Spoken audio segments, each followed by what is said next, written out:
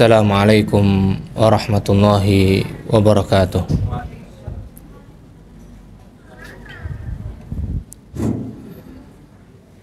Innal hamdalillah nahmaduhu wa nasta'inuhu wa nastaghfiruh wa na'udzu billahi min shururi anfusina wa min sayyiati a'malina.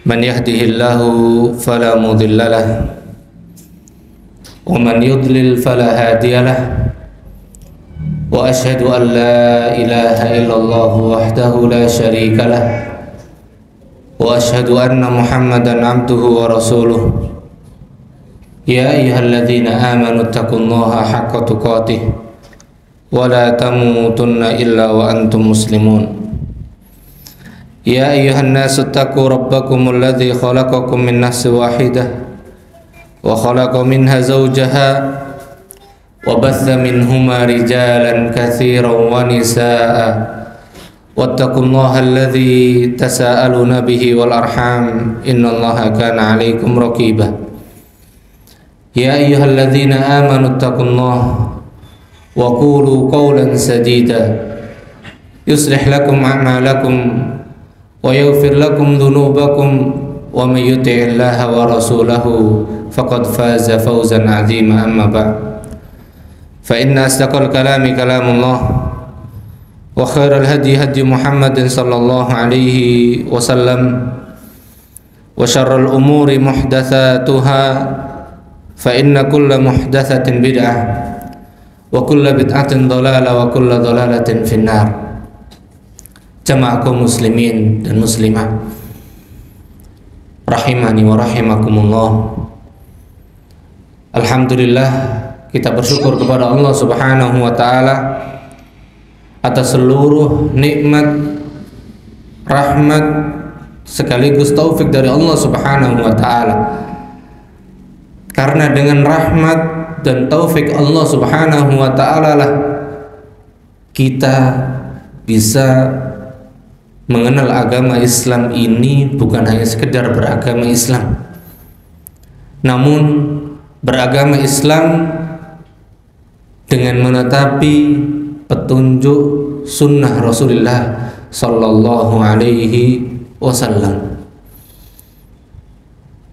Dan tadi di khutbatul hajah tadi, di antara ayat yang dibawakan oleh Nabi Sallallahu Alaihi Wasallam padanya, beliau membawakan atau di antara firman Allah disebutkan di sana wa qulu qawlan sadida, dan ucapkanlah oleh kalian perkataan yang lurus.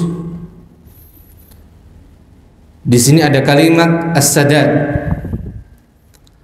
dan di dalam kita beragama Islam dibutuhkan hidayah yang dengannya kita dimudahkan oleh Allah Subhanahu wa taala supaya tetap lurus di atas petunjuk kebenaran sunnah Rasulullah Sallallahu Alaihi Wasallam. Dan untuk menetapi kebenaran tersebut sebetulnya merupakan perkara yang sangat mudah. Kenapa mudah? Karena agama Islam ini semuanya telah disampaikan dan dijelaskan oleh siapa? Oleh Nabi kita Muhammad sallallahu alaihi wasallam. Disebutkan dalam sebuah hadis yang sahih dari Imam Al-Bukhari dari sahabat Abu Hurairah radhiyallahu anhu. Nabi sallallahu alaihi wasallam bersabda, "Innad dina yusrun." Sesungguhnya agama Islam ini adalah agama yang mudah.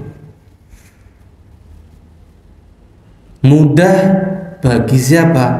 Bagi mereka yang Allah Subhanahu wa taala berikan taufik dan hidayah untuk mengamalkan Islam dan sunnah Nabi-Nya sallallahu alaihi wasallam.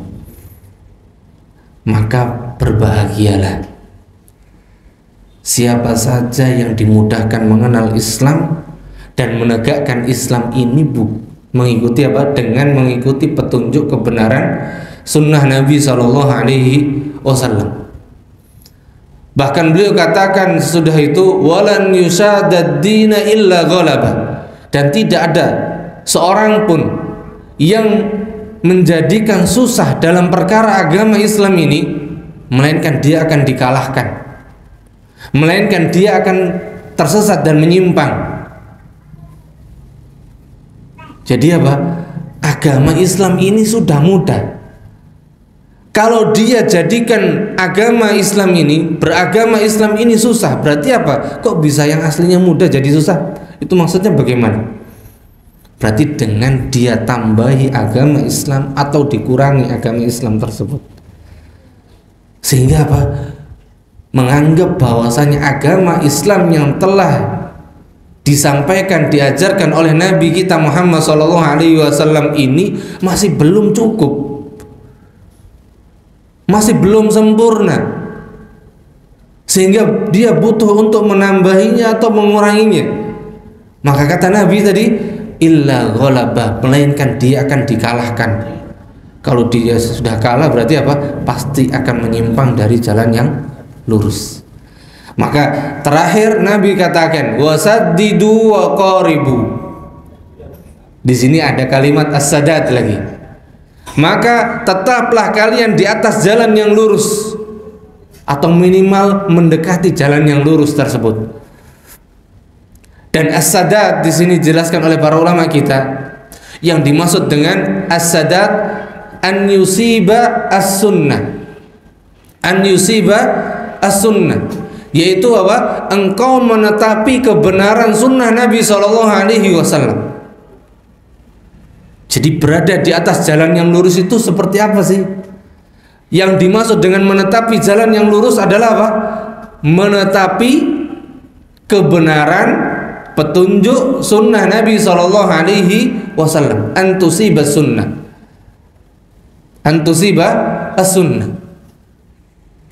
Maka barang siapa yang dia merasa beragama Islam, kemudian dia berusaha menegakkan agama Islam ini dengan mengikuti petunjuk kebenaran sunnah yang diajarkan dan dibawa oleh Nabi SAW, maka dia telah berada di atas jalan yang lurus. Masya Allah.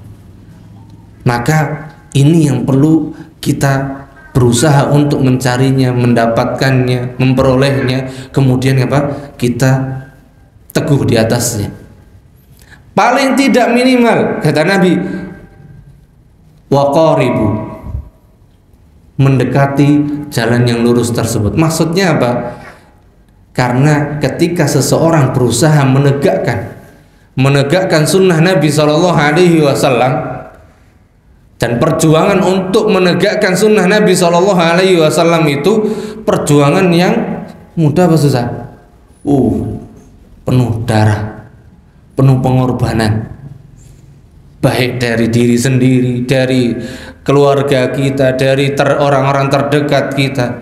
Banyak yang menentang, apalagi di zaman kita di mana apa? Agama Islam yang mengikuti petunjuk kebenaran sunnah Nabi SAW mulai dianggap apa?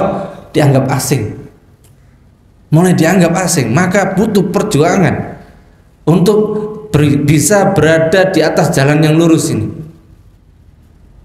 Maka di dalam usaha untuk menetapi jalan yang lurus kebenaran sunnah Nabi SAW ini, itu pasti ada kekurangan, kekhilafan dan banyak kesalahan. Makanya apa? Waqaribu, iringi dengan kebaikan, perbanyak istighfar. Minimalnya diantaranya dengan apa? Memperbanyak istighfar. Karena ketika kita menegakkan sunnah Nabi SAW, ketika kita menjalankan atau menegakkan tauhid, menegakkan sholat dan seluruh perintah yang telah diajarkan oleh Nabi SAW, tidak mungkin bisa kita tegakkan, kita kerjakan dengan sempurna. Sanggup nggak sempurna? Berat, sangat berat. Bahkan disebutkan dalam sebuah riwayat, Umar ibn al-Khattab ingin mengungguli sahabat yang paling mulia, Abu Bakar As-Siddiq radhiyallahu anhu, karena satu-satunya manusia yang betul-betul sunnah yang dikerjakan oleh Nabi SAW pasti dikerjakannya, pasti beliau berusaha untuk mengerjakannya, dan itu hanya siapa? Abu Bakar As-Siddiq. Dalam masalah ini Umar mengatakan, betul, saya tidak sanggup mengungguli siapa? Abu Bakar. Ini level sinten? Abu Bakar sama Umar. Umar tidak sanggup mengungguli Abu Bakar. Lalu kita lebih-lebih lagi. Maka paling tidak kita berusaha mempelajari sunnah Nabi SAW, menegakkan sunnah Nabi SAW di dalam beragama Islam ini dalam diri kita. Dan ini yang kita berusaha untuk tegakkan dalam diri kita dengan hadirnya kita di majelis ilmu seperti ini. Karena ini tujuan utama kita hadir di majelis ilmu. Kalau bukan karena ini, karena bukan karena tujuan yang sangat utama ini, maka sekali lagi langkah kaki kita pun seberat apapun itu tidak akan pernah memberikan bekas dalam diri kita. Maka kata Nabi tadi apa? Wasaddidu wa qaribu. Wa ma'na sadad, dan yang dimaksud dengan as-sadad tadi apa? Antusiba as-sunnah. Yang kita artikan tadi menetapi kebenaran petunjuk sunnah Nabi SAW. Apa? Menetapi kebenaran petunjuk sunnah Nabi SAW. Nah, untuk tahu itu sunnahnya Nabi SAW atau bukan kan tidak mungkin tanpa kita duduk belajar menuntut ilmu, tidak mungkin. Dan tidak bisa pula kita dapatkan ilmu tersebut dari sembarangan, dari setiap ustadz, tidak bisa. Hanya mereka yang betul-betul menegakkan sunnah Nabi SAW dan memiliki pemahaman tersebut saja yang akan mengajarkan kita tentang sunnah Nabi SAW yang benar. Nah, inilah yang menjadikan hidayah menetapi sunnah tersebut adalah hidayah yang sangat mahal. Maka mudah-mudahan Allah Subhanahu wa ta'ala berikan kemudahan untuk kita semuanya, agar Allah berikan hidayah Islam dan sunnah tersebut. Bahkan selevel sinten Al-Imam Ahmad, Al-Imam dan para imam kita, mereka senantiasa berdoa. Di antaranya kalau nggak salah Imam Syafi'i juga, yang saya ingat Al-Imam Ahmad, beliau katakan, Allahumma amitni alal islami wa sunnah. Mereka berdoa apa? Ya Allah, wafatkan aku di atas Islam dan juga di atas sunnah. Sunnahnya Nabi SAW. Karena satu-satunya manusia yang Allah sendiri langsung perintahkan kita untuk mengambilnya dan mempelajarinya, mengamalkannya, adalah sunnah Nabi kita dan Rasul kita Muhammad SAW. Mudah-mudahan Allah berikan dan mudahkan kita teguh dan menetapi petunjuk sunnah tersebut. Jamaah kaum muslimin dan muslimah rahimani wa rahimakumullah, pembahasan kita tentang tiga landasan utama setiap manusia, sebetulnya setiap manusia, tapi sekarang kita lebih khususkan setiap muslim. Mengapa? Karena jangankan kita berbicara setiap manusia, yang kita yang sudah muslim sendiri seringkali masih belum menghadirkan dan memahaminya. Maka mudah-mudahan dengan kita mengkaji kembali prinsip dasar ini, pondasi dan landasan yang paling prinsip dan utama ini, maka kita akan lebih mengenal Allah Subhanahu wa ta'ala, mengenal agamanya, dan mengenal nabinya dan rasulnya sallallahu alaihi wasallam. Atau yang kita sering dan banyak kenal nama kitab tersebut adalah Al-Usul Ats-Tsalatsah, atau bisa juga atau sering juga disebut dengan Tsalatsatul Usul. Dan muallif memulai kitab beliau dengan kalimat Bismillahirrahmanirrahim. Bismillah dengan nama Allah Ar-Rahman Ar-Rahim, yang maha pengasih lagi maha penyayang. Nah, kalimat Bismillah ini memiliki kandungan makna yang sangat agung sekali, dan itu merupakan di antara karakter adab setiap muslim, khususnya mereka yang berusaha menetapi petunjuk sunnah Nabi Sallallahu Alaihi Wasallam. Nabi Sallallahu Alaihi Wasallam seringkali beliau ketika memulai surat-surat beliau yang ditulis oleh sebagian para sahabatnya, karena beliau Sallallahu Alaihi Wasallam tidak bisa nulis, tidak bisa baca. Nabi kita tidak bisa nulis, tidak bisa baca. Ini keistimewaan beliau, karena kalau beliau bisa nulis, bisa baca, nanti Al-Quran itu dibilangnya siapa? Buatannya Muhammad nanti, gitu. Maka ini sifat yang sangat agung yang Allah berikan untuk nabinya, untuk membantah setiap orang, siapa saja yang menuduh bahwasanya Nabi Shallallahu Alaihi Wasallam bukanlah seorang nabi atau seorang pendusta, atau menuduh Al-Quran adalah buatannya siapa? Muhammad Shallallahu Alaihi Wasallam. Itu langsung otomatis batal dengan meyakini bahwasanya Nabi sifatnya adalah tidak bisa nulis, tidak bisa baca, ummi, Nabiyul ummi. Maka beliau sering ketika memerintahkan untuk menulis surat untuk dikirim ke raja-raja itu, beliau mulai dengan kalimat Bismillahirrahmanirrahim. Kemudian juga beliau sering memerintahkan ketika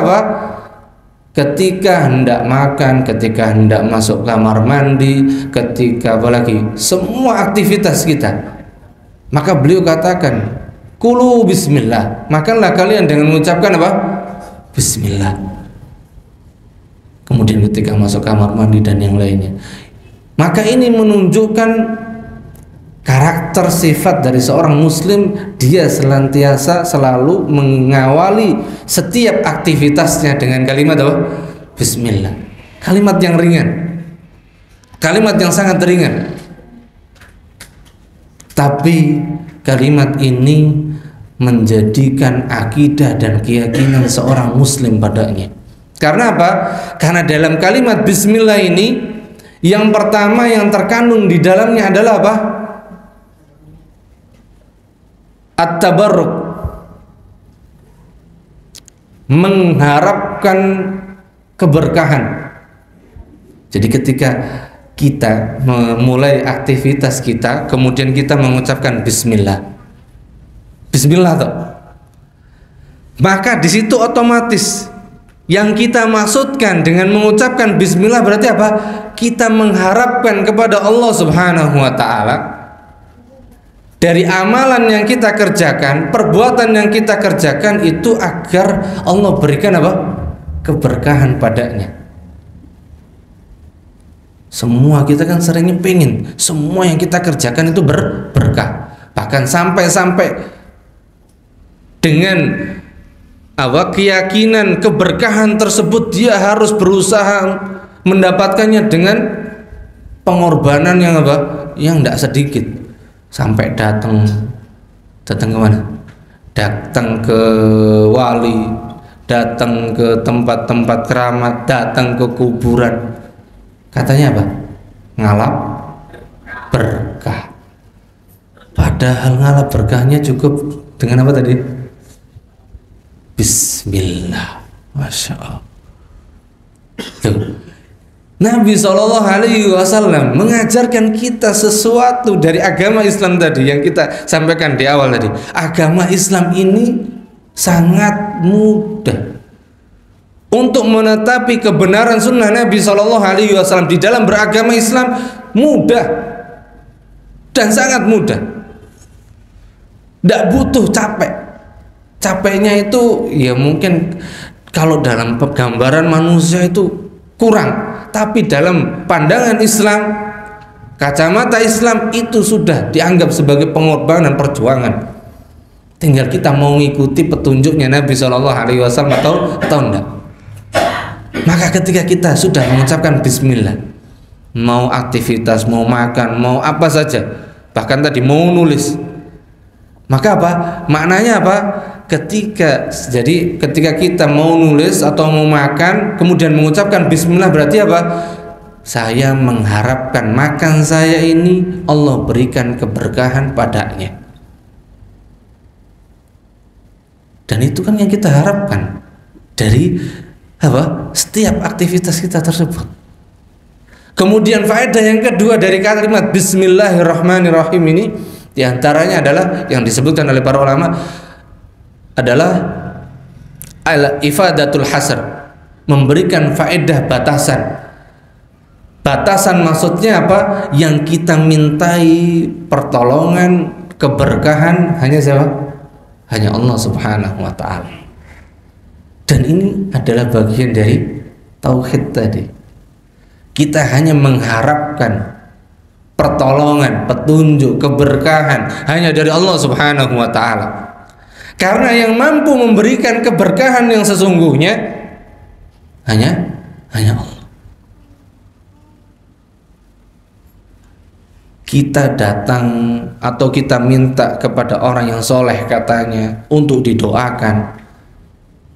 Apakah orang soleh tadi bisa membawa keberkahan, mendatangkan keberkahan? Siapa yang memberikan keberkahan? Tetap yang memberikan keberkahan siapa? Allah. Maka inilah yang harus ditanamkan pada setiap keyakinan seorang muslim. Kemanfaatan, keberkahan, hidayah itu semata di tangan Allah Subhanahu wa ta'ala. Dan yang mampu memberikan hanya Allah Subhanahu wa ta'ala. Maka ketika seorang muslim meyakini hal ini, maka ini bukti tauhid dia. Maka setiap muslim yang memulai aktivitasnya dengan mengucapkan bismillah, ini berarti apa? Di antara bukti tanda keimanan dan tauhidnya kepada Allah Subhanahu wa ta'ala. Ini dua hal. Kemudian Ar-Rahman Ar-Rahim. Maka di dalam makna atau dua kalimat Ar-Rahman Ar-Rahim ini, di sana terkandung nama dan juga sifat Allah Subhanahu wa ta'ala yang memberikan pemahaman, keyakinan kepada kita bahwasanya rahmat, karunia dan taufik yang memilikinya hanyalah siapa? Allah Subhanahu wa ta'ala. Maka kalau kita sudah meyakini rahmat tersebut hanyalah milik Allah, maka berarti kita mintanya sama siapa? Mungkin nggak kita minta sama selain Allah?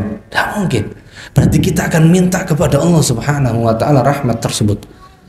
Dan kita manusia, kita seorang hamba yang butuh dengan rahmat tersebut. Dan kita tadi sudah tahu dan yakin bahwasanya sang pemilik rahmat hanya siapa? Hanya Allah. Maka kita akan kembali kepada Allah Subhanahu wa ta'ala. Ini diantara faedah dari kalimat bismillahirrahmanirrahim. Sehingga apa? Para ulama menjelaskan di setiap kalimat bismillah itu ada kata kerja yang apa? Ditakdirkan di akhirnya, tergantung amalan yang kita kerjakan. Maka kalau kita mau mengerjakan sesuatu apapun itu, maka ketika kita mengucapkan bismillah, maka berarti bismillah ini berkaitan dengan perbuatan yang akan kita kerjakan. Itu maknanya.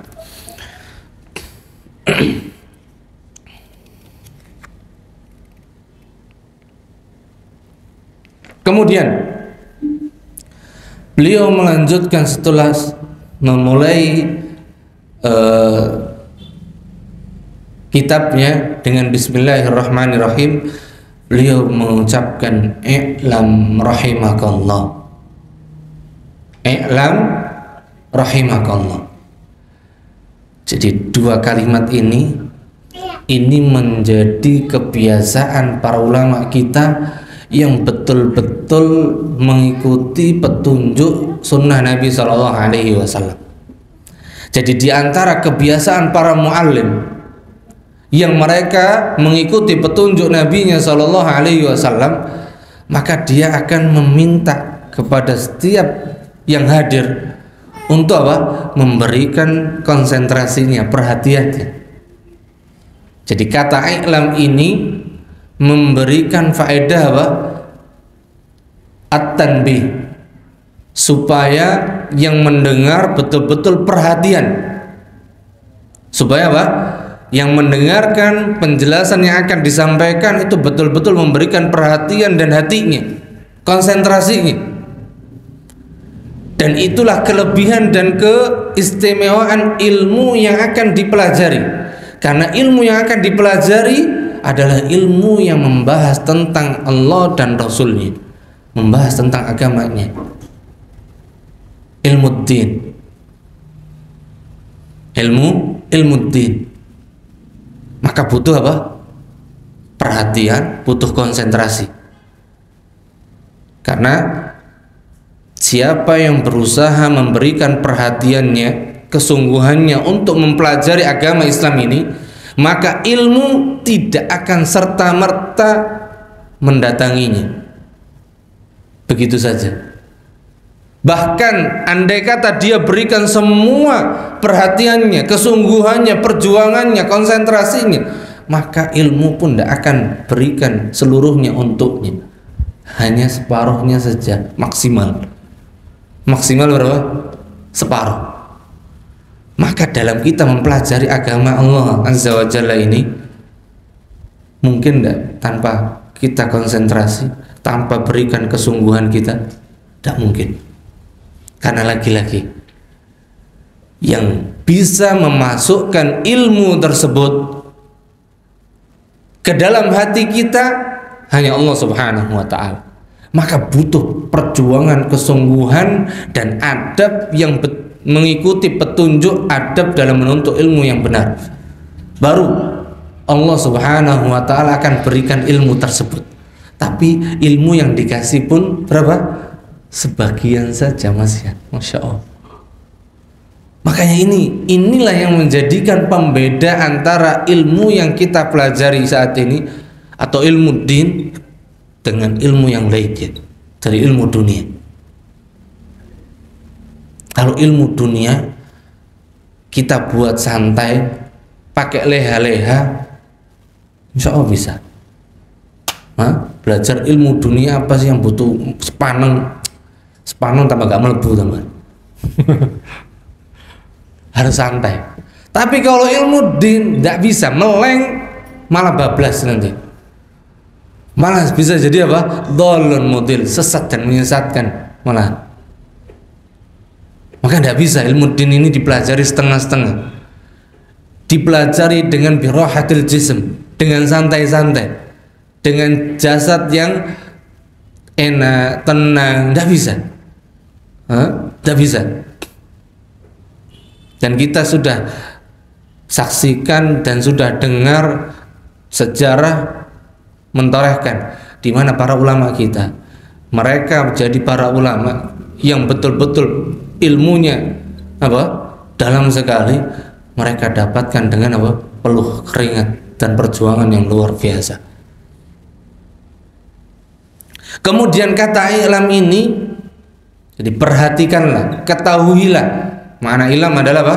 Ketahuilah, pahamilah. Maka di sana akan menunjukkan atau akan menjelaskan pembahasan yang akan disampaikan itu merupakan pembahasan yang sangat penting sekali. Makanya butuh apa tadi? Konsentrasi, butuh perhatian, karena ilmu yang akan kita pelajari adalah ilmu din. Lebih-lebih lagi berkaitan dengan tentang Allah, tentang nabinya, dan tentang agamanya tadi. Kemudian sesudah diminta kita untuk perhatian, memberikan kesungguhan, dan meyakini bahwasanya materi pembahasan yang akan disampaikan adalah pembahasan yang sangat agung, sangat besar, maka beliau melanjutkan dengan kalimat rahimakallah. Semoga Allah Subhanahu wa taala memberikan rahmat kepadamu. Doa. Dan ini perkara yang paling penting dan sangat besar pengaruhnya supaya ilmu tersebut bisa sampai ke hati. Doa dari seorang muallim, doa dari seorang penuntut ilmu kepada Allah Subhanahu wa taala agar apa? Dimasukkan rahmat tersebut. Dan balik lagi apa? Kita butuh dengan apa? Rahmatnya Allah Subhanahu wa taala. Semoga Allah Subhanahu wa taala merahmatimu. Dan rahmat Allah yang paling besar yang Allah berikan kepada seorang hamba adalah ketika seorang hamba diberikan petunjuk Islam dan petunjuk menetapi kebenaran sunnah Nabi Sallallahu Alaihi Wasallam. Inilah rahmat yang paling terbesar. Dipahamkan tentang Islam, petunjuk sunnah. Kemudian, dan ini menunjukkan bahwasanya belajar ilmu itu apa? Menenteramkan, menjadikan kita tenang, menjadikan kita semakin tunduk kepada Allah Subhanahu wa taala. Karena betul-betul harus kita hadirkan ketundukan dalam menuntut ilmu. Tidak ada kecongkakan, tidak ada kesombongan sedikit pun padanya, apalagi kepada Allah Subhanahu wa taala, kepada ilmunya. Karena ketika ilmu ini kita pelajari dengan ada kiber, ada kesombongan, ada merasa apa? Tidak butuh dengan kebenaran tersebut, maka sekali lagi kebenaran tersebut tidak akan pernah sampai ke dalam hati kita. Maka harus ada kepasrahan, ketundukan, kejujuran, supaya Allah Subhanahu wa taala mudahkan kita untuk mendapatkan apa? Ilmu yang bermanfaat. Maka pembahasan yang beliau akan sampaikan adalah apa? Annahu yajibu alaina, bahwasanya wajib atas setiap kita. Wajib atas setiap kita berarti di sini setiap manusia, bukan saja setiap muslim, setiap manusia. Dan masuk dalam makna manusia, bisa dia muslim, bisa dia yang masih kafir. Wajib. Semua punya kewajiban, dan semua dituntut untuk memahaminya, mengetahuinya. Apa itu? Ta'allumu arba'i masail, mempelajari 4 perkara, mengetahui 4 perkara, memahami 4 perkara. Al-ula, yang pertama al-ilmu. Yang pertama kali yang harus dipelajari adalah apa? Menuntut ilmu. Menuntut ilmu apa? Menuntut ilmu banyak sekali. Maka beliau jelaskan al-ilmu wahwa, dan menuntut ilmu yang dimaksudkan adalah ma'rifatullah. Yang pertama mengenal Allah. Menuntut ilmu, mempelajari ilmu tentang Allah Subhanahu wa taala. Bagaimana kita beriman kepada Allah Subhanahu wa taala dengan benar? Bagaimana kita bisa meyakini Allah Subhanahu wa taala dengan benar, supaya kita betul-betul tunduk hanya kepada Allah Subhanahu wa taala. Mengapa seorang manusia tidak mau menundukkan dirinya kepada Allah? Apa alasannya itu? Karena dia tidak mau, atau kalau dia belum mau atau tidak ada kata tidak tadi, berarti apa? Dia belum mengenal siapa? Allah.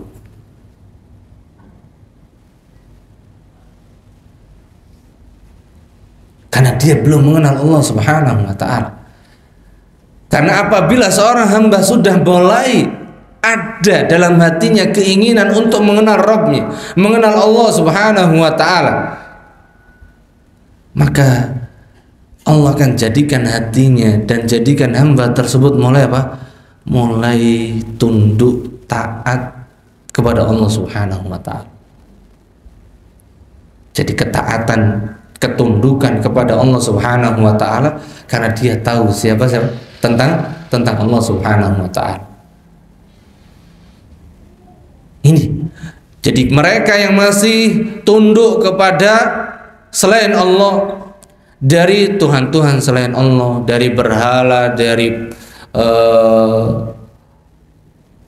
tuan guru dan yang lainnya, disebabkan karena apa? Mereka belum memiliki pemahaman yang benar tentang apa? Mengenal Allah Subhanahu wa ta'ala. Tapi tadi memang dalam proses untuk mengenal Allah ini tadi, ketika masih banyak orang-orang yang membisikinya untuk membenci Allah, untuk menjauhi Allah, maka itu yang akan menjadi penghalang antara dia dengan mengenal Allah Subhanahu wa ta'ala. Atau minimal paling tidak tadi karena adanya kesombongan dalam hatinya. Karena ada apa? Kesombongan dalam hatinya.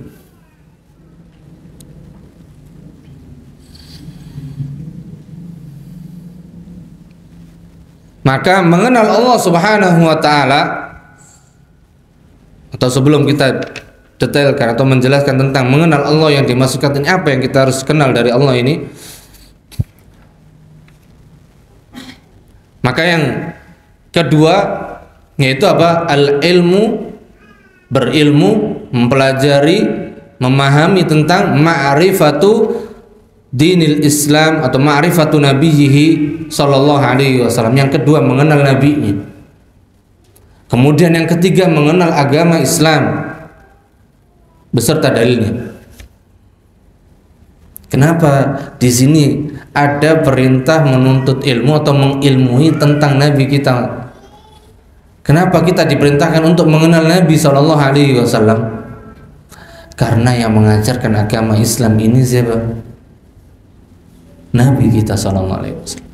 Manusia satu-satunya yang Allah perintahkan untuk membawa Islam, kemudian menjelaskannya, kemudian memberikan contoh tentang bagaimana mengamalkan Islam yang benar, hanya satu, yaitu Nabi dan Rasul kita Muhammad sallallahu alaihi wasallam. Maka yang dimaksud dengan mengenal Allah azza wa jal, ay ma'rifatullahi azza wa jalla bil qalbi ma'rifatan tastalzimu qabulu ma syara'ahu wal id'an wal inqiyadu lahu. Jadi mengenal Allah itu, yang namanya mengenal Allah adalah berkaitan dengan apa? Ma'rifatul qalb, mengenal dengan hati kita. Karena kita bisa lihat Allah, indera kita bisa lihat, memperhatikan Allah, sakit? Tidak bisa. Makanya di sini mengenal Allah, maka ini sumbernya ada dalam hati dan hanya bisa dengan hati. Tastalzimu qabul, yang mengenal dengan hati tersebut mengharuskan kita menerima seluruh apa yang Allah Subhanahu wa ta'ala telah syariatkan, wal id'an, dan menghinakan diri kepadanya serta tunduk hanya kepadanya. Kayak tadi kita jelaskan bahwasanya mengenal Allah ini tujuannya supaya apa? Kita pasrah, menghinakan diri, bahkan kemudian tunduk kepada Allah Subhanahu wa ta'ala dengan sebenar-benar ketundukan. Dan itu adalah apa? Tingkat atau tujuan dari kita mengenal Allah Subhanahu wa ta'ala. Wa yata'arraful abdu, dan seorang hamba bisa mengenal Allah Subhanahu wa ta'ala lewat apa? Kalau Allah itu ada, jangan merasa Allah ada. Kan tadi nggak bisa dilihat. Kalau kata mereka yang tidak beriman, kata mereka yang menuhankan akal mereka, maka mereka menganggap Allah itu nisbi, bahkan tidak ada. Bukan nisbi lagi, tidak ada. Kenapa? Tidak masuk akal, tidak sesuai dengan akal mereka katanya. Sedangkan mengenal Allah tadi ini landasannya, pijakannya bukan hanya sebatas akal saja, tapi harus dengan dengan hati, bahkan sumbernya dengan hati. Maka seseorang atau seorang hamba bisa mengenali Rabbnya dengan bin nadhari fil ayatis syar'iyyah, dengan memperhatikan tanda-tanda syar'iyyah, tanda-tanda yang Allah Subhanahu wa taala tetapkan fi kitabillah, dalam Al-Qur'an. Dalam Al-Qur'an. Maka kalau seseorang tersebut dan seorang hamba tersebut betul-betul memperhatikan Al-Qur'an dengan bahasa Al-Qur'an, maka dia akan mengatakan, bahkan meyakini apa yang ada dalam Al-Quran itu bukan perkataan manusia atau perkataan makhluk. Makanya kita pernah dengar ada di antara salah seorang sahabat ketika didengarkan firman Allah Subhanahu wa taala, mendengarkan salah satu ayat saja dari Al-Quran, maka mereka katakan, kada qalbi an yatir, hampir-hampir saja hatiku ini melayang. Melayang karena apa? Takjub akan kedahsyatan yang ada dalam ayat Al-Quran tersebut. Kemudian beliau katakan, wa hadza awwalu ma waqaral iman fi qalbi, dan inilah awal pertama kali singgah iman ke dalam hatiku. Karena sebab apa? Kedahsyatan, kemukjizatan Al-Quran.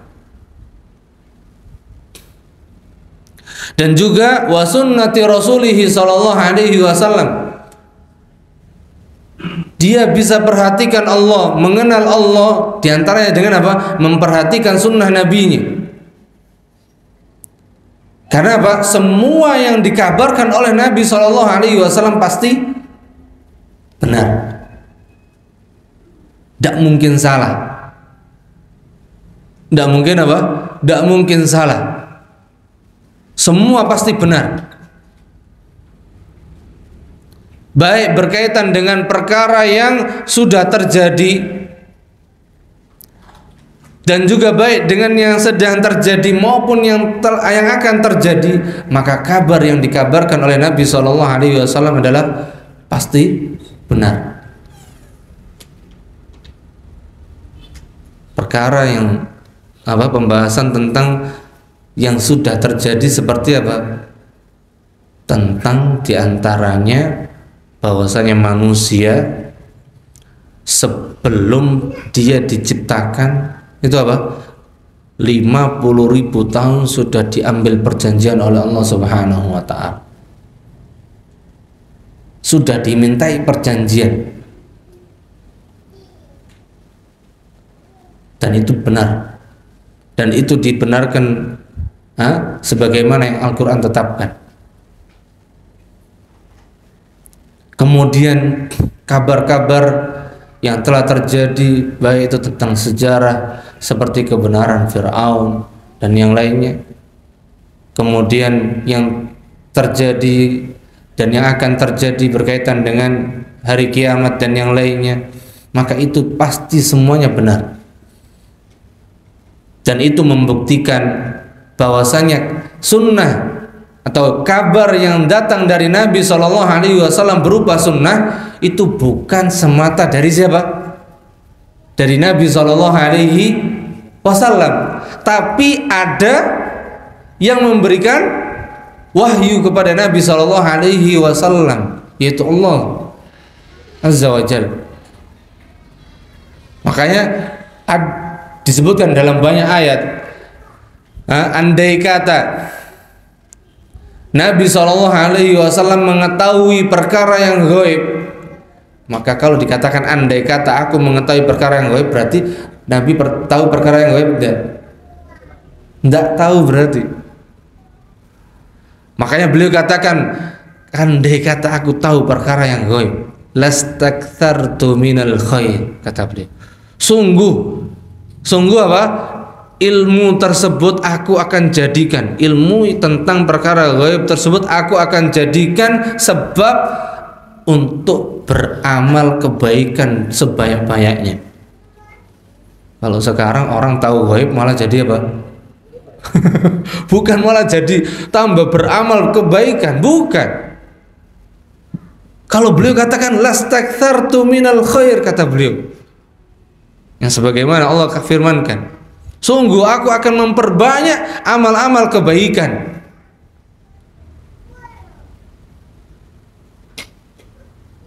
Maka ini bukti bahwasanya apa? Perkara yang gaib hanya milik siapa? Allah Subhanahu wa ta'ala. Ini makhluk yang paling mulia. Nabi SAW sepakat. Bahkan mereka yang menentang Islam pun sepakat bahwasanya manusia yang paling baik adalah siapa? Nabi kita yang mulia Muhammad SAW. Bahkan orang kafir yang tidak beriman pun mereka sebutkan itu urutan deretan manusia yang paling terbaik. Di antaranya masuk di sana yang paling pertama Muhammad SAW. Mereka saja mengakui, masa kita bukan tidak mengakui, ragu untuk mengakuinya gitu ya. Kalau kita mungkin bukan tidak mengakui, tapi seringkali kita meragukan. Apa bukti kalau kita meragukan? Kita masih sering tinggalkan dan tidak meyakini kebenaran sunnah Nabi SAW.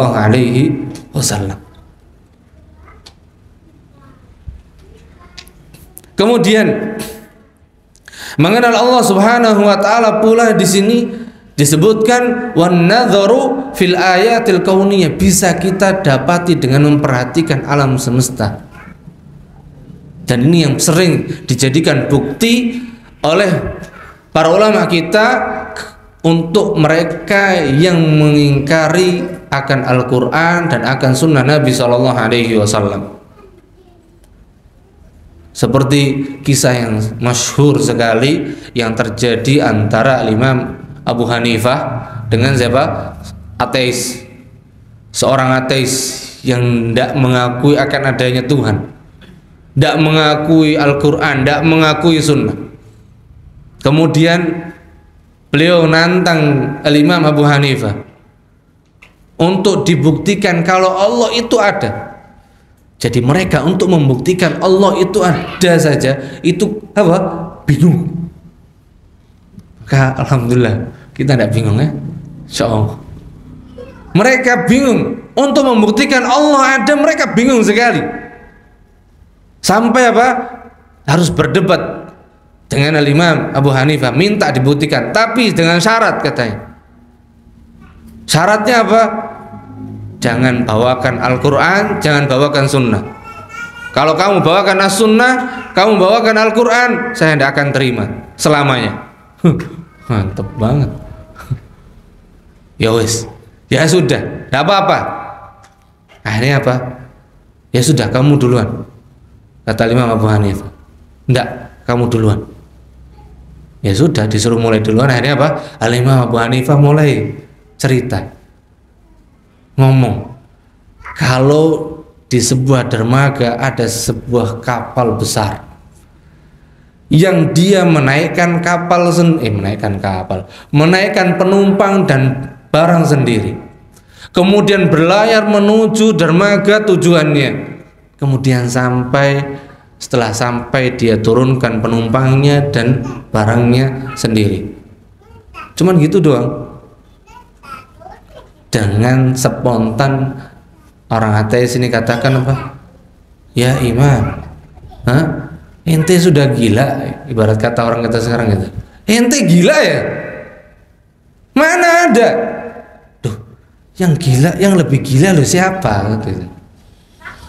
Saya atau kamu? Kamu baru kapal aja kamu nggak terima. Kalau nggak ada apa? Nakodanya. Nggak mungkin kamu bilang, fa kaifa bihadzal kaun. Lalu bagaimana dengan alam semesta ini?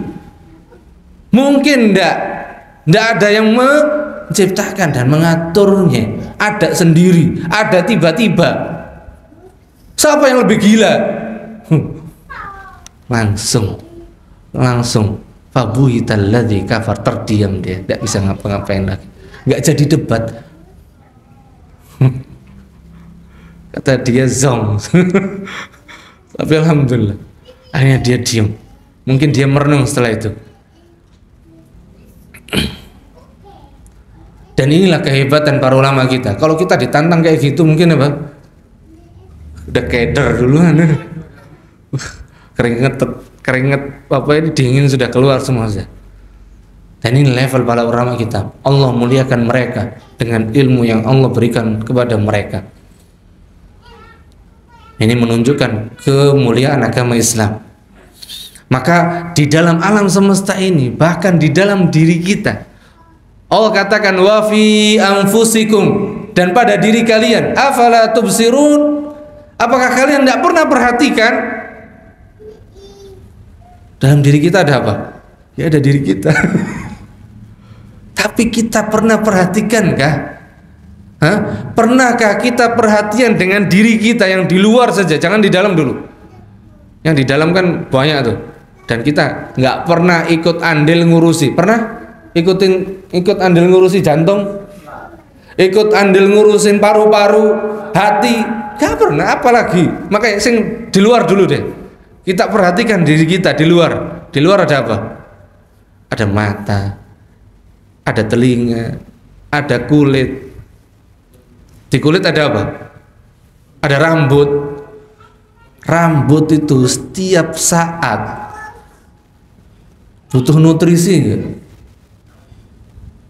Yang belajar IPA pasti bilang iya. Saya nggak belajar, enggak. Maka itu baru rambut.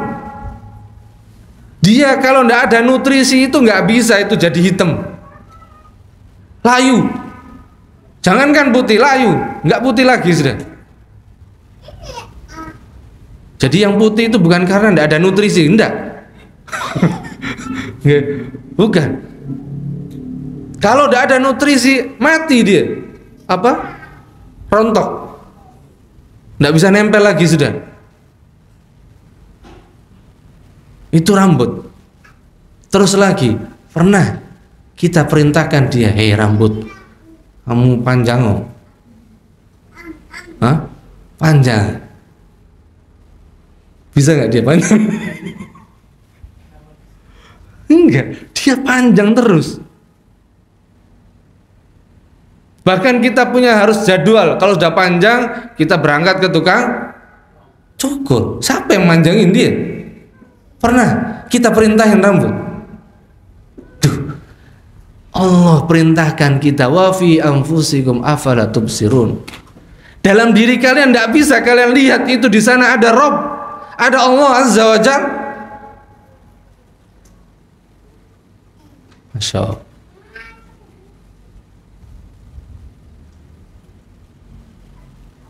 Kemudian mungkin yang selalu panjang lagi apa? Ini ada apa? Ada kuku. Itu kuku, subhanallah. Itu cuman benda gitu doang. Itu kalau nggak dipotong jadi masalah. Atau jadi kebanggaan. Kalaupun dipanjangin harus apa? Nggak mungkin nggak dibersihin, harus dibersihin dia. Tapi Islam enggak. Panjang potong. Panjang apa? Potong. Karena apa? Kuku yang mudah mulai panjang pasti walaupun tidak nampak kotor itu mengandung apa? Bakteri minimalnya yang kita pakai akal. Kalau pakai jin kan ini mereka yang apa gitu kan. Paling tidak ada bakteri di situ. Kalau makan jadi berbahaya, membahayakan. Nah, subhanallah. Lagi-lagi, ini hanya Islam yang mengajarkan. Tidak ada agama yang merintahkan potong kuku kecuali kecuali Islam. Cuma masalah potong kuku, subhanallah. Allahu Akbar. Betul-betul Islam ini adalah agama yang Allah turunkan sendiri, bukan agama buatan siapa? Manusia. Karena Allah tahu apa yang dibutuhkan oleh hambanya. Ini baru berkaitan dengan apa? Yang di luar tadi. Yang dalam mah lebih-lebih lagi. Yang jaga 100%, yang ngurusi 100% Allah Azza wa Jalla. Ada yang pernah bilang atau ada yang pernah berani mengatakan yang ngurusi jantung ini dirinya sendiri? Ada yang berani? Ada pernah manusia satupun yang mengatakan seperti itu enggak? Pernah tahu nggak? Saya belum pernah tahu. Dan kayaknya nggak ada yang berani mengatakan juga. Subhan. Dan inilah pusat ilmu tadi di sini. Hati yang di sini, jantung. Yang ini kita diperintahkan oleh Allah dan Rasulnya untuk senantiasa menjaganya supaya bersih, supaya tidak terkotori dari segala macam kesyirikan, kekufuran, kebid'ahan dan juga kemaksiatan. Adapun kemaksiatan, siapa di antara kita yang tidak bermaksiat, tidak melakukan kesalahan? Tapi paling tidak yang tadi itu, kekufuran, kesyirikan, kebid'ahan ini harus betul-betul. Jangan sampai kita bermudah-mudahan dan berani-berani dengannya, kan akibatnya fatal. Kalau sampai ini mulai kotor dengan kotoran-kotoran tersebut, maka itu akan membahayakan jasad kita.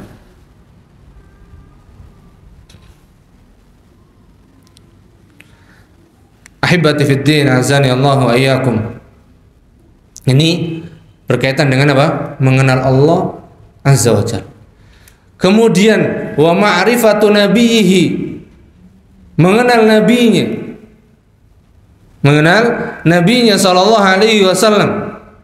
Dan mengenal nabinya di sini tujuannya supaya apa? Karena yang diperintahkan untuk membawa agama Islam, wahyu Allah adalah nabinya, maka mengenal nabi ini ditujukan supaya apa? Ma'rifatun tastalzimu, pengenalan yang mengharuskan apa? Qabulu ma jaa bihi minal haji wa dinil haq, minal huda wa dinil haq, menerima semua yang dibawa oleh Nabi sallallahu alaihi wasallam berupa apa? Petunjuk sunnah Nabi sallallahu alaihi wasallam dan agama Islam yang benar. Wa tasdiquhu fi ma akhbar, dan mengharuskan kita membenarkan semua yang dikabarkan oleh Nabi sallallahu alaihi wasallam. Maka prinsip seorang muslim, kalau ada apa? Kabar yang datang dari Nabi, hadis yang sahih dari Nabi sallallahu alaihi wasallam, maka wajib dia meyakininya sebuah kebenaran yang pasti, kecuali kabar tersebut, hadis tersebut apa? Dhaif, lemah, sebagaimana penjelasan para ulama kita. Maka baru tidak boleh diyakini itu apa? Kebenaran yang datang dari Nabi sallallahu alaihi wasallam.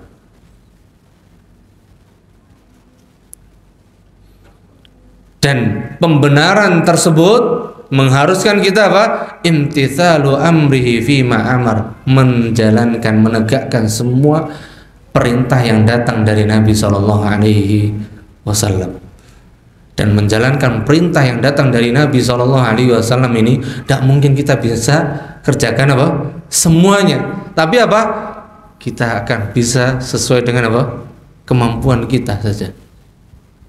Berarti kalau sesuai kemampuan kita akan banyak mungkin yang kita tinggalkan. Maka ini diantara apa? Kekurangan kita. Tapi paling tidak ketika kita mengerjakan perintah yang datang dari Nabi, seperti menunaikan apa? Salat. Misal menunaikan salat, maka kita berusaha menegakkan salat tersebut, kemudian kita yakin salat yang kita kerjakan ini sudah seperti yang dicontohkan dan diajarkan oleh Nabi SAW.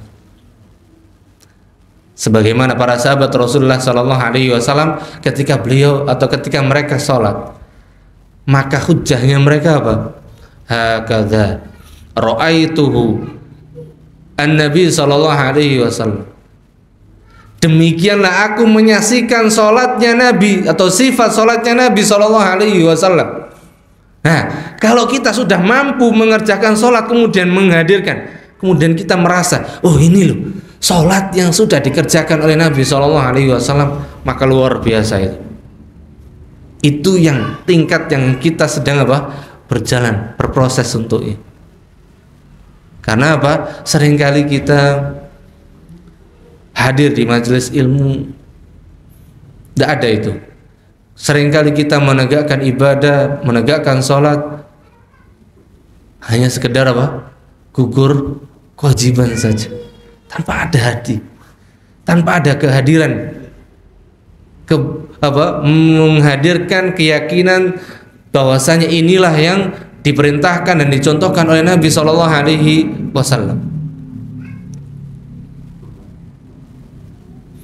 Maka Al-Imam Ahmad mengatakan dalam masalah ini, atadri mal fitnah, di dalam firman Allah ketika Allah katakan surat An-Nur ayat 63, falyahdharil ladzina yukhalifuna an amri, maka berhati-hatilah bagi siapa saja yang mulai menyelisihi perintah siapa? Perintah Nabinya SAW, antusibahum fitnah, Allah timpakan padanya apa? Fitnah.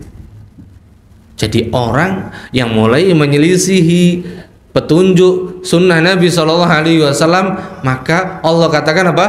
Dia adalah orang yang terjatuh dalam fitnah, mulai terjatuh dalam fitnah. Au yusibahum adzabun alim, atau dia akan ditimpakan azab yang sangat pedih. Maka beliau katakan, atadri mal fitnah, tahukah engkau apa yang dimaksud dengan fitnah di dalam ayat yang mulia ini? Orang yang jatuh dalam fitnah. Maka yang fitnah yang dimaksudkan adalah asyirku, kata beliau. Seseorang terjatuh dalam kesyirikan. Dan syirik yang dimaksudkan di sini bukan dia menyembah selain Allah, bukan. Tapi apa? La'allahu idza radda ba'dha qawlihi an yaqa'a fi qalbihi syai'un minaz zayghi. Jadi apa? Seseorang yang dia mulai menolak sebagian sunnah Nabi SAW, menolak sebagian. Perhatikan. Jadi syirik di sini maksudnya bukan lagi apa? Maknanya bukan menyembah selain Allah, menyekutukan Allah. Tapi perbuatan ini adalah apa? Dia menolak sebagian sunnah Nabi SAW, menolak sebagian sunnah Nabi SAW. Maka beliau katakan an yaqa'a fi qalbihi syai'un minaz zaygh, maka telah menimpa dalam hatinya sesuatu yang berupa penyimpangan. Berupa apa? Penyimpangan telah Allah timpakan dalam hatinya. Kemudian apa? Fayahlak. Itulah yang akan menjadikan dia binasa. Maka seseorang yang mulai menyelisihi sunnah Nabi SAW, bahkan menolak sebagian sunnah Nabi SAW, itu sudah masuk ke dalam bentuk apa? Kesyirikan. Masya Allah. Jadi kesyirikan ini bukan hanya menyekutukan Allah, menjadikan tandingan bagi Allah, menyembah selain Allah, tapi menolak sebagian sunnah Nabi SAW, itu pun sudah dikategorikan apa? syirik. Dan inilah yang dipahami oleh sinten? Al-Imam Ahmad rahimahullah ta'ala. Ya. Maka ketika penyimpangan ini atau menolak sebagian sunnah Nabi SAW itu Allah hilangkan dalam hati kita, Allah jauhkan dari hati kita, maka itu merupakan karunia, nikmat yang amat besar yang Allah berikan kepada kita. Mungkin itu insya Allah pada pertemuan kali ini 2 pembahasan tentang ilmu. Yang pembahasan yang ketiga tentang ilmu, mudah-mudahan Allah mudahkan di pertemuan yang akan datang dan juga pembahasan berikutnya. Maka kenapa tadi diberikan judul Salasatul Usul, 3 landasan utama, 3 landasan pokok setiap manusia atau setiap muslim, bahkan karena inilah yang harus mulai ditanamkan dalam hati kita, yang mungkin ini seringkali hilang dalam hati kita, disadari atau tidak disadari. Seringkali kita hati ini lalai dari itu, dari memahami 2 perkara tadi saja. Makanya ini harus sering ditumbuhkan, diingatkan lagi, supaya Allah Subhanahu wa ta'ala jadikan kita di antara hamba-hambanya yang senantiasa tunduk pasrah dengan ketetapannya dan syariatnya. Allahu ta'ala alam bishawab. Barangkali ada yang disambung dengan pertanyaan, mungkin fadhal.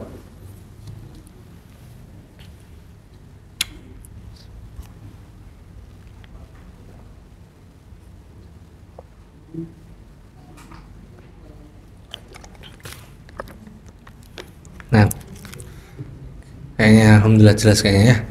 Masya Allah. Ya.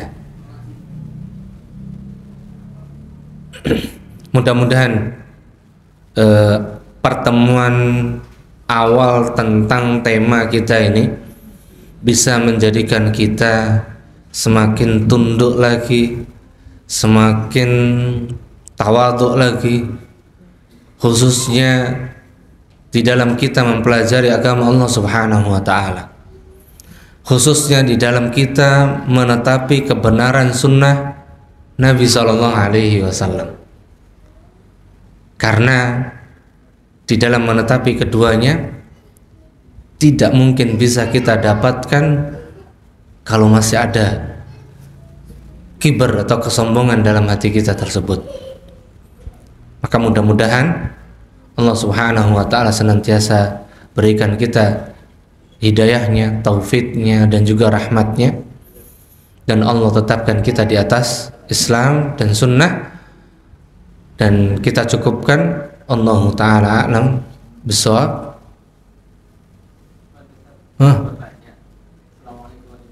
Waalaikumsalam. Tadi kan antum menyinggung tentang sholat ada disinggung tentang banyak orang yang menghafal sholat, tapi mereka itu sekedar menggunakan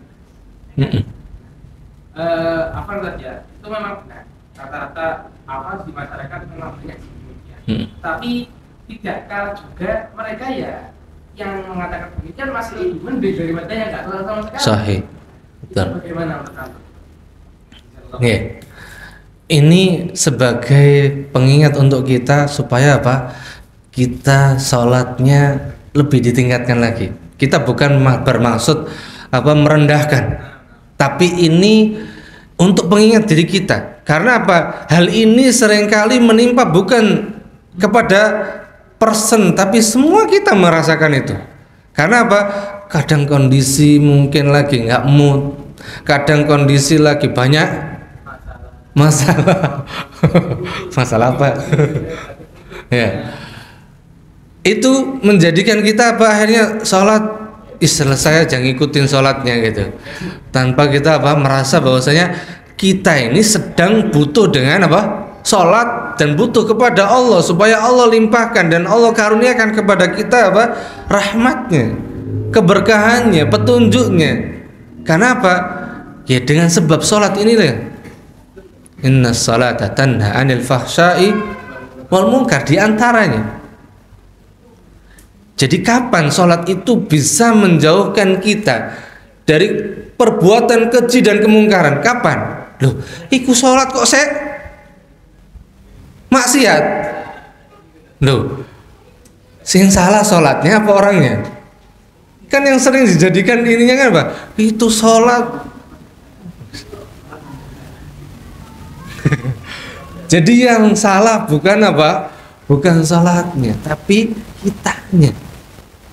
Kita yang mengerjakan sholat ini tapi tidak menghadirkan ruh sholat tersebut. Kenapa kita mengerjakan sholat? Kenapa harus sholat? Gitu. Dan inilah yang dituntut oleh kita semuanya. Jadi ini untuk pengingat diri kita semuanya yang muslim yang mengerjakan sholat. Adapun mereka yang belum sholat atau yang masih meninggalkan sholat, maka ini apa? Peringatan atau nasihat yang lebih berat lagi gitu. Yang dia harus mulai meyakini dan tadi keyakinan tentang Allah harus ditumbuhkan. Jadi prosesnya dan tingkatannya berbeda. Dan Islam sangat memuliakan hambanya yang dia berusaha menegakkan perintah Allah Subhanahu wa taala. Namun di sini juga apa? Ada peringatan. Makanya Allah juga katakan fawailun lil musallin, celaka orang yang sholat. Tuh, kok bisa orang yang sudah sholat berusaha menegakkan sholat masih celaka? Kan kita nggak masuk akal itu. Kalau dipikir, wis sholat, wis susah payah kok saya diancam. Gitu. Kalau kita pakai akal-akalan. Nah, disinilah ternyata apa? Ada rahasia yang perlu dipahami oleh setiap muslim yang menegakkan sholatnya. Supaya apa? Bukan hanya sekedar sholat saja gitu. Orang yang mengerjakan sholat saja celaka, maka berarti gimana nggak sholat gitu? Enggak, lebih celaka orang yang tidak sholat, lebih celaka karena masuk ke dalam sabda Nabi yang lain. Tidak ada pembeda antara orang yang apa meninggalkan sholat dengan kekufuran. Maka apa? Di sini sebagian para ulama menghukumi orang yang sudah sengaja meninggalkan sholat, dia bukan lagi muslim. Berat tak? Berat. Ini perbedaannya. Maka ini sebagai bentuk peringatan dan sekaligus nasihat untuk kita semuanya, supaya tetap menegakkan apa yang Allah perintahkan, menegakkan apa yang diperintahkan oleh Nabi SAW, tapi menegakkannya dengan apa? Sempurna. Jangankan sholat, wudu. Maka Nabi seringkali mengatakan, fal yubalik wa isbagul wudu, menyempurnakan wudu. Kan seringkali kita wudu ya wudu aja gitu, cepek selesai. So, ini kalau ngomongin gini jadi kita ngerasa sendiri ya.